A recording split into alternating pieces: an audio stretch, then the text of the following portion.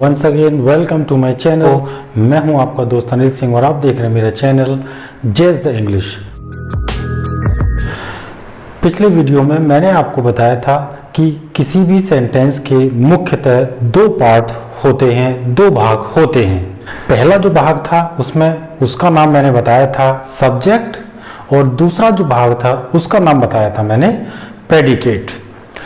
Subject क्या होता है, प्रेडिकेट क्या होता है, इन दोनों पॉइंट्स के विषय में हम पिछले वीडियो में डिस्कस कर चुके हैं। आज हम जिस टॉपिक पर बात करने वाले हैं उसका नाम है पार्ट्स ऑफ सब्जेक्ट, यानी कि सेंटेंस का जो सब्जेक्टिव पार्ट होता है उसके भी कुछ पार्ट्स होते हैं। वो कौन कौन से पार्ट्स होते हैं, उन्हीं पार्ट्स के विषय में आज हम इस वीडियो में डिस्कस करेंगे। तो दोस्तों चलिए शुरू करते हैं आज का टॉपिक। जब भी किसी सेंटेंस में सब्जेक्ट दिया जाता है तो वह सब्जेक्ट एक शब्द के रूप में भी आ सकता है, वह सब्जेक्ट दो शब्द के रूप में भी आ सकता है, उस सब्जेक्ट में तीन शब्दों का प्रयोग भी किया जा सकता है, उस सब्जेक्ट में तीन से अधिक शब्दों का प्रयोग भी किया जा सकता है। यानी सब्जेक्ट पार्ट में या तो सब्जेक्ट अकेला होगा या फिर सब्जेक्ट के रूप में दो शब्दों का प्रयोग किया गया होगा या फिर सब्जेक्ट के रूप में तीन शब्दों का प्रयोग किया गया होगा या फिर सब्जेक्ट के रूप में तीन से अधिक शब्दों का प्रयोग किया गया होगा। यदि सब्जेक्ट में एक ही शब्द का प्रयोग किया जाएगा तो उसके अंतर्गत कौन से सब्जेक्ट हो सकते हैं, इनके विषय में हम पहले डिस्कस करते हैं। यहाँ मैंने, क्योंकि हम सब्जेक्ट के विषय में पढ़ रहे हैं तो इसलिए केवल हमने यहाँ सब्जेक्टिव पार्ट के विषय में ही लिखा है। अब सब्जेक्ट अगर एक शब्द में आया हो तो एक शब्द में जब सब्जेक्ट आएगा तो उसमें कौन कौन से शब्द आ सकते हैं। उसमें नाउन का प्रयोग किया जा सकता है, प्रोनाउन का प्रयोग किया जा सकता है, जीरंड का प्रयोग किया जा सकता है, इन्फिनिटिव का प्रयोग किया जा सकता है, इट का प्रयोग किया जा सकता है और देयर का प्रयोग भी किया जा सकता है। तो ये जितने वर्ड्स मैंने लिखे हैं इन्हीं वर्ड्स में से किसी एक वर्ड का प्रयोग सब्जेक्ट के रूप में किया जाता है जबकि सब्जेक्ट में केवल एक ही शब्द का प्रयोग किया गया हो। हम एग्जाम्पल्स के माध्यम से ये बात समझते हैं। पहला सेंटेंस मैंने लिखा है कमला सिंग्स अ सॉन्ग। अब यहाँ पे चूंकि ये वर्ब है, वर्ब से लेकर के ये इतना पार्ट जो है ये तो आपका प्रेडिकेटिव पार्ट हो जाएगा। इसके बाद और ये वाला जो पार्ट है ये सब्जेक्टिव पार्ट होगा। ये सब्जेक्ट है क्योंकि इसमें केवल एक ही शब्द दिया गया है, इसलिए यहाँ पर ये जो शब्द है ये क्या है, नाउन का प्रयोग यहाँ किया गया है। यहाँ सब्जेक्ट के रूप में नाउन का प्रयोग किया गया है। इसके बाद अगला sentence I will help you. यहाँ सब्जेक्ट आई है, आई प्रोनाउन है तो यहाँ पे प्रोनाउन का प्रयोग किया गया है सब्जेक्ट के रूप में। इसके बाद अगला सेंटेंस देखते हैं वॉकिंग। जब भी हम किसी वर्ब की फर्स्ट फॉर्म में आईएनजी जोड़ देते हैं तो वह जीरंड का काम करने लगता है। किसी भी सेंटेंस में जीरंड का काम जो होता है वो नाउन की तरह से कार्य करता है। तो यहाँ ये जो जीरंड है वॉकिंग, हालांकि ये नाउन का काम कर रहा है क्योंकि, लेकिन फिर भी ये जीरंड का प्रयोग यहाँ किया गया है, इसलिए हम कहेंगे कि ये एक शब्द है और नाउन के रूप में जीरंड का प्रयोग किया गया है। ठीक इसी तरह से अगला सेंटेंस है टू एयर इज ह्यूमन। यहाँ ये वर्ब है, वर्ब से इधर वाला पार्ट आपका प्रेडिकेट पार्ट हो गया, इधर वाला पार्ट आपका सब्जेक्ट पार्ट हुआ। अब इसमें टू है और ये वर्ब की फर्स्ट फॉर्म है। वर्ब की फर्स्ट फॉर्म से पहले अगर टू दिया गया होगा तो वह इन्फिनिटिव का कार्य करता है। तो इस सेंटेंस में ये जो सेंटेंस वर्ड है दो, टू एयर, ये यहाँ पर क्या है, ये इन्फिनिटिव है। यद्यपि यहाँ पे शब्द दो हैं लेकिन ये दोनों शब्दों का जो मीनिंग है ये एक ही है। टू एयर इन्फिनिटिव के रूप में कार्य किया गया है। इसके बाद हम इट का प्रयोग भी इसमें कर सकते हैं।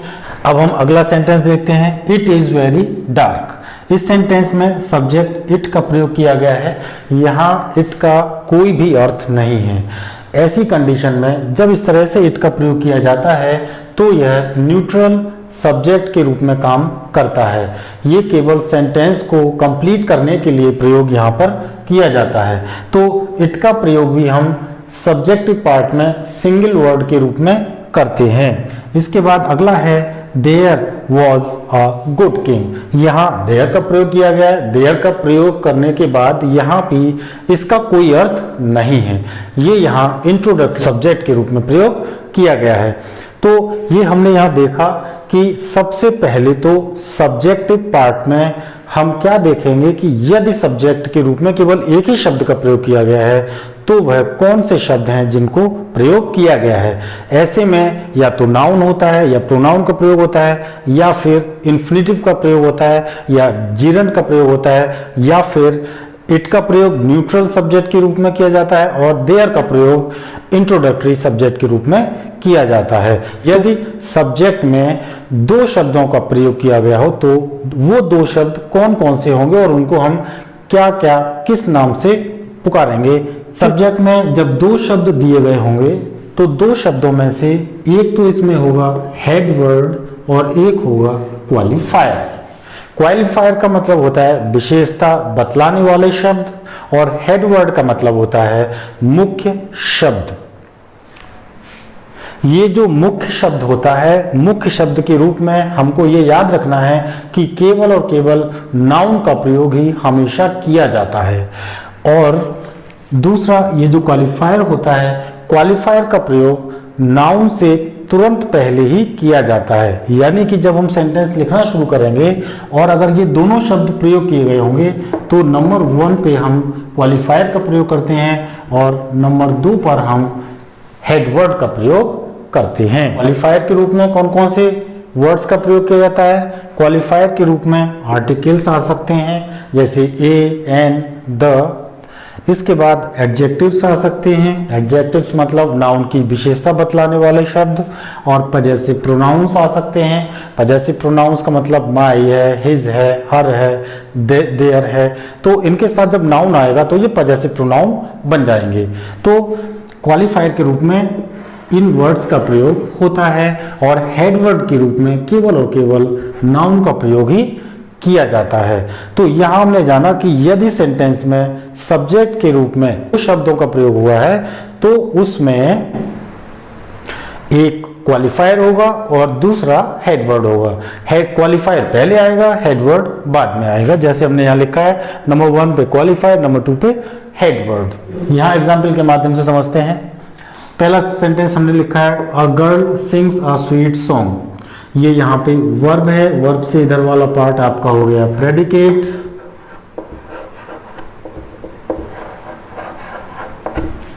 और इधर वाला जो पार्ट है ये हो गया आपका subject. A girl, a girl, ये क्या हो गया? सब्जेक्ट। अब इसमें दो सब्जेक्ट तो है, ये पूरा ये जो पूरा पार्ट है ये सब्जेक्ट है, लेकिन इसमें दो शब्द प्रयोग किए गए हैं, एक ए और एक गर्ल। तो यहाँ गर्ल जो है ये हेड वर्ड है और ये जो ए है ये यहाँ पर क्वालिफायर है। क्वालिफायर में भी ये क्या है? आर्टिकल है। दूसरा वाक्य में देखते हैं this dog is faithful to him. यहाँ सब्जेक्ट दिस डॉग है, यहाँ तो कि दो शब्दों का प्रयोग किया हो रहा है यहाँ पे। तो जो एक शब्द है डॉग ये तो हो जाएगा आपका हेड वर्ड और ये जो दिस है ये आपका हो जाएगा क्वालिफायर। अगला सेंटेंस देखते हैं गुड स्टूडेंट्स सक्सीड। अच्छे विद्यार्थी सफलता प्राप्त करते हैं। सक्सीड ये वर्ब है, क्योंकि ये वर्ब है तो ये प्रेडिकेट पार्ट हो जाएगा। और ये जो गुड स्टूडेंट्स हैं यहाँ पे स्टूडेंट्स हेडवर्ड आपके हो जाएंगे और गुड जो है ये आपके क्वालिफायर हो जाएगा। इसी तरह से अगला सेंटेंस है the sun shines brightly. Shines brightly ये आपका हो गया प्रेडिकेटिव पार्ट और द सन ये हो गया आपका सब्जेक्टिव पार्ट। सब्जेक्टिव पार्ट में अब हम सब्जेक्ट के क्योंकि पार्ट्स के विषय में पढ़ रहे हैं तो सब्जेक्ट में कितने शब्द दिए गए हैं? 1 और 2, दो शब्द दिए गए हैं। दो शब्द होंगे तो उनमें एक क्वालिफायर होगा और दूसरा हेड वर्ड होगा। हेड वर्ड हमेशा नाउन ही आता है तो द इसमें क्या हो जाएगा, क्वालिफायर आर्टिकल के रूप में। जो सन है ये हो जाएगा आपका हेडवर्ड नाउन के रूप में। तो इस तरह से जब दो शब्दों का प्रयोग किया जाता है तो उसमें हेडवर्ड और क्वालिफायर का प्रयोग किया जाता है। यदि सब्जेक्ट वाले पार्ट में तीन शब्द आए हों तो वो तीन शब्द कौन कौन से होंगे और वो कौन कौन से नाम से उनको हम पुकारेंगे। इस सब्जेक्ट में अगर 3 वर्ड्स यानी 3 वर्ड्स तीन शब्दों का प्रयोग किया गया हो तो उसमें कौन कौन से होते हैं। सबसे पहले तो सेंटेंस में जो सब्जेक्ट होता है उसके 2 पार्ट होते हैं। कौन कौन से पार्ट होते हैं, एक क्वालिफायर और एक हेडवर्ड होता है। अब क्वालिफायर के भी पार्ट होते हैं, क्वालिफायर के 2 पार्ट होते हैं, एक डिटरमिनर और एक एडजेक्टिव।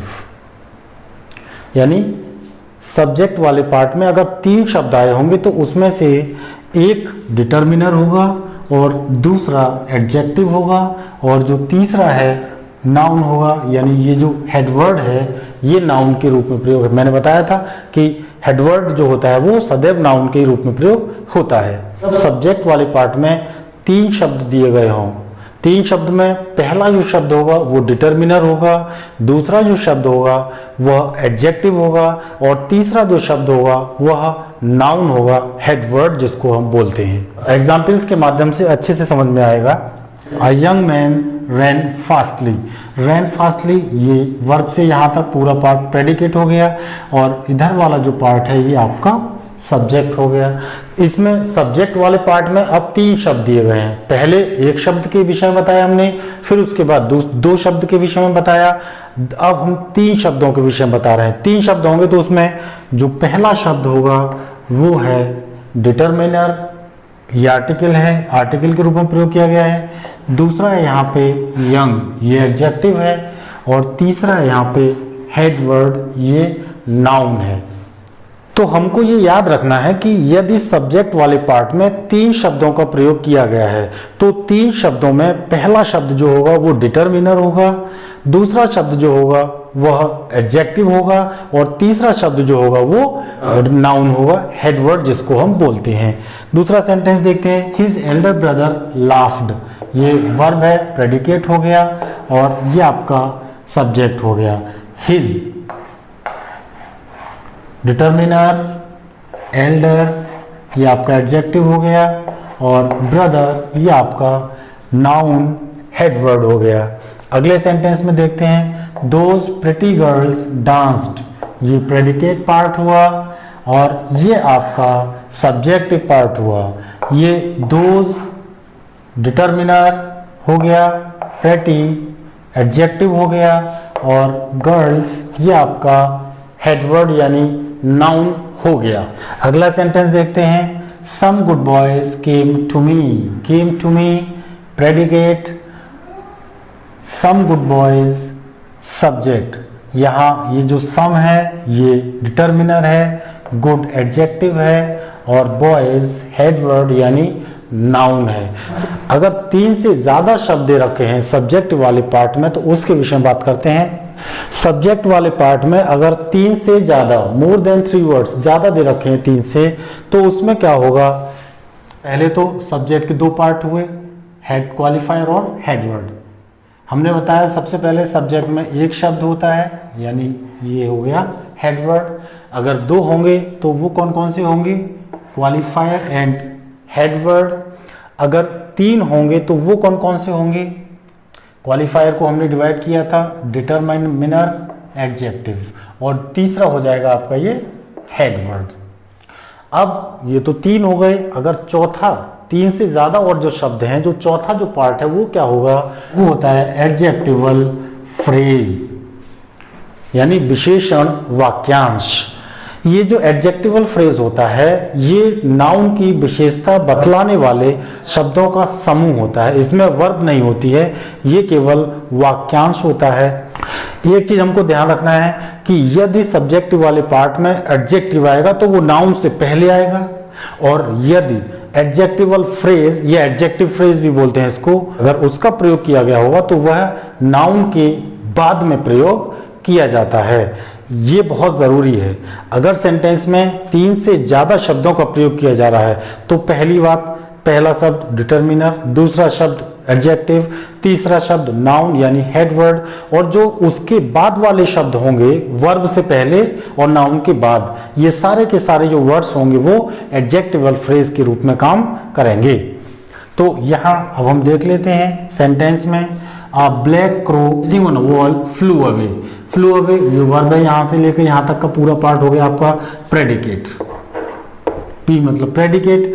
अब हम यहाँ देखेंगे अ ब्लैक, अब इसमें देखते हैं कितने word, 1 2 3 sitting on a wall. 3 के बाद जितने भी शब्द होंगे वो सब एडजेक्टिवल फ्रेज ही होंगे।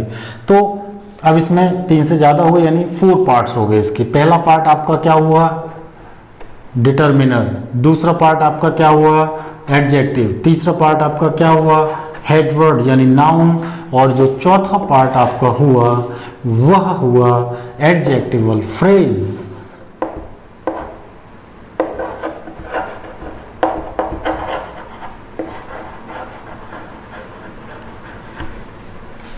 तो इस सेंटेंस के माध्यम से हमको ये पता चला कि किसी भी सेंटेंस में सब्जेक्ट का कम से कम एक पार्ट होता है और अधिक से अधिक 4 पार्ट्स यानी 4 भाग होते हैं। अगर एक भाग होगा तो उसमें केवल और केवल हेड वर्ड होगा, यानी कि noun, pronoun, infinitive, gerund, it और देयर, ये होंगे। अधिक से अधिक 4 भाग होंगे, और जब 4 भाग होंगे तो उनमें कौन कौन सा होगा, पहला डिटर्मिनर, दूसरा एडजेक्टिव, तीसरा आपका हो गया हेड वर्ड यानी नाउन, और चौथा जो पार्ट होगा वो हो जाएगा आपका एडजेक्टिवल फ्रेज। ये हमने इस सेंटेंस के माध्यम से जाना। अगला सेंटेंस देखते हैं, the blind man with a stick is very rich. The एक शब्द हो गया, ब्लाइंड दूसरा शब्द हो गया, मैन तीसरा शब्द हो गया, विद अ स्टिक। अब इसमें 3 शब्द हैं, ये एक ग्रुप है, एडजेक्टिवल फ्रेज है ये। तो ये यहाँ पे पूरा प्रेडिकेट पार्ट हो गया। यहाँ पे ये द आपका डिटर्मिनर हो गया, ये एडजेक्टिव हो गया, ये आपका नाउन हो गया यानी हेड वर्ड, और ये जो पार्ट है ये पूरा पार्ट आपका हो गया एडजेक्टिवल फ्रेज।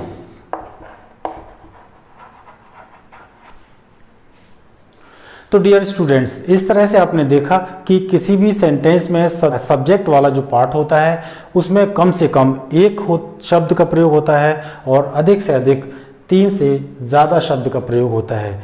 कम से कम एक पार्ट का प्रयोग होता है, अधिक से अधिक 4 पार्ट्स का प्रयोग होता है। एक पार्ट का प्रयोग होगा तो उसमें noun, pronoun, infinitive, gerund, it, there होगा, और यदि 4 पार्ट्स का प्रयोग किया गया है तो उसमें डिटर्मिनर, एडजेक्टिव, इसके